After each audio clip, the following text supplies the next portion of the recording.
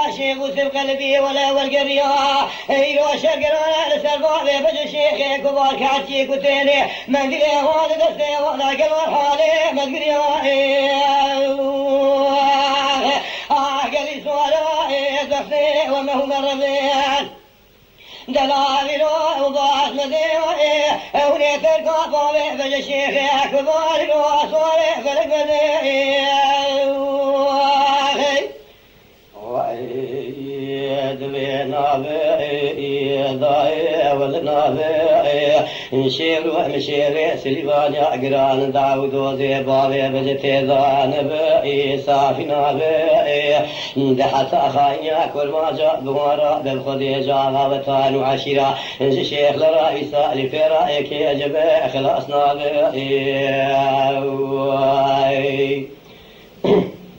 أغري ضاي ليلي ضاي نافيا دبي لشلا وسويا جخبات الامرايلو بايساتي مدينة جيت مجيء بابي بج الشيخ كبار كدي كدي حسك عشمي قدرني جي باردا بسر ضاي كرناتي ده حرام مدينة بدر الشيخ كبار دان جنازة بخوش ميري دان سر ملي غلامة بري دان خزا حزوي قالوا بيسبي برماتي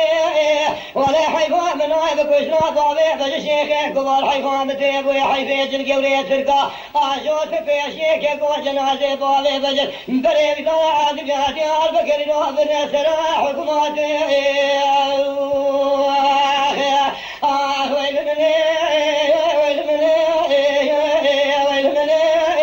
قري سوارا دفتي وملاو ومرمي يعني روح وبالمدي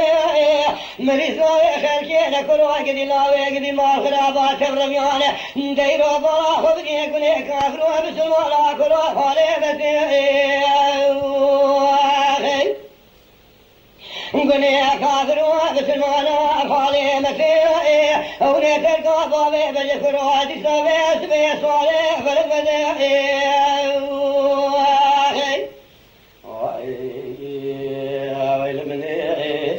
نافيا دبيد الشاضاي ولا حد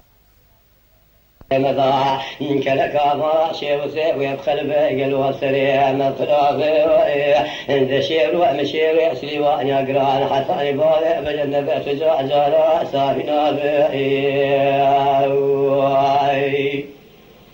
عند ذي ويلمني نافيا دبيد الشاضاي سبي شرقي المشي والخسران اليوم ذي وكرقي دقيت مجيب بابي بجي والله قالوا لبيشيا فرارات برا خبري كتي قدي حسك وكري دران زنونا دقي مدي دربار بابي بجي شيخ كبار دان خراكن بجناز رفتي كمالي دقري دار شارنا ولكون وسيد وفرقي قالي سوارا دفتي وملاو مرمين روح بالمدي